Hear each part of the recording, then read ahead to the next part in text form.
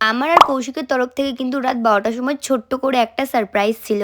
আর আমি মাকে বলেছিলাম তুমি কিন্তু একদম সকালে চলে আসবে। আর সেই মতোই মা দিদি সকালবেলায় চলে আসে আর আমরা সবাই মিলে একটু কফি খেয়ে নিই আর ব্রেকফাস্ট করেছিলাম পরোটা মিষ্টি দিয়ে।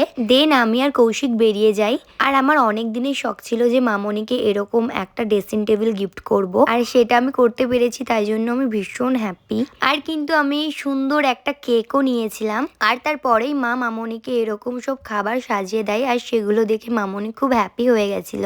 ফার্স্টে তো কৌশিক মামনিকে একটু পায়েস খাইয়ে দিল, দেন একে একে ফার্স্ট বাইটটা মামনি কৌশিককে খাইয়ে দেয়, দেন সেকেন্ডটা আমাকে, থার্ডটা দিদিকে। আর আমি ওয়েট করছিলাম মামনি খাওয়ারটা কখন হবে, কারণ এই যে একটু সারপ্রাইজ দিব সে কারণে। আর মামনি তো ভীষণ হ্যাপি হয়ে গেছিল দেখে আর ভীষণ পছন্দও হয়েছিল। আর কৌশিকের তরফ থেকে ছিল এরকম একটা পলা বাঁধানো, যেটা পেয়েও খুব হ্যাপি হয়ে গেছিল, তোমরা ভিডিও দেখে বুঝতেই পারছো। আর সত্যি কথা আমিও ভীষণ হ্যাপি হয়ে গেছিলাম। আর মা এদিকে একটু ইমোশনাল হয়ে গেছিল। আর তারপরেই আমরা সবাই মিলে বার্থডে উইশ করে নিয়েছিলাম। তো তোমরাও সবাই কমেন্টে বার্থডে উইশ করে দিও। চলো এখন বাই।